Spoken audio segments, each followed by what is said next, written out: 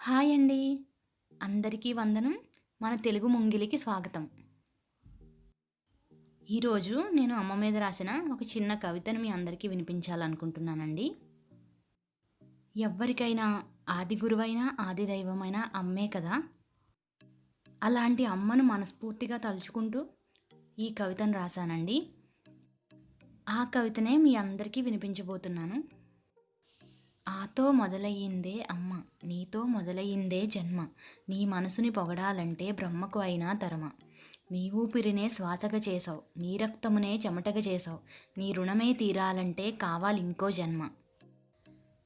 నీ ఒడిలోనే తొలి ఓనమాలు, నీ కను సన్నల నా ఆటపాటలు. నువ్వు పస్తుండి దాచిన తీపి తాయిలాలు, నా బాధకు చెమర్చిన నీ నీలి కన్నులు.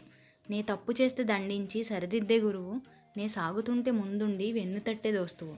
నాకన్నీ నీవు మా అమ్మవయ్యావు.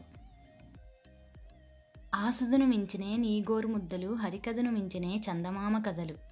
కానరావు నువ్వులేక ఎదిగిన జాడలు, నా పచ్చని చెట్టుకు నీశ్రమే వేరులు. నేనేదో జయిస్తేనే జగతియందు నా ఉనికి, ఏ హెచ్చు తగ్గు లేదే ప్రేమ పంచు నీవుడికి. సాటేదీ లేదు సందేహం లేనే లేదు. ఆ సూర్యబింబమే గ్రహణం పట్టదా, భూమియే భారమని హరిచెంత మొరలదా. ఎకసేటి సంద్రమైన ఆటుపోటులనదా, ఆ సేతు హిమాచలం నీరులా కరగదా. నీ త్యాగమందు సృష్టి సమముగ తూగలే, దైవమే సలమంటూ కొడుకల్లే పుట్టిన ఆ నెలవే నేడు ఆశ్రమ పాలే చూడు.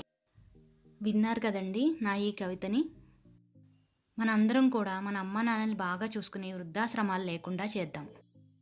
అంతేకాకుండా ప్రకృతిని కూడా అమ్మలా స్వీకరించి జాగ్రత్తగా కాపాడుకుందాం.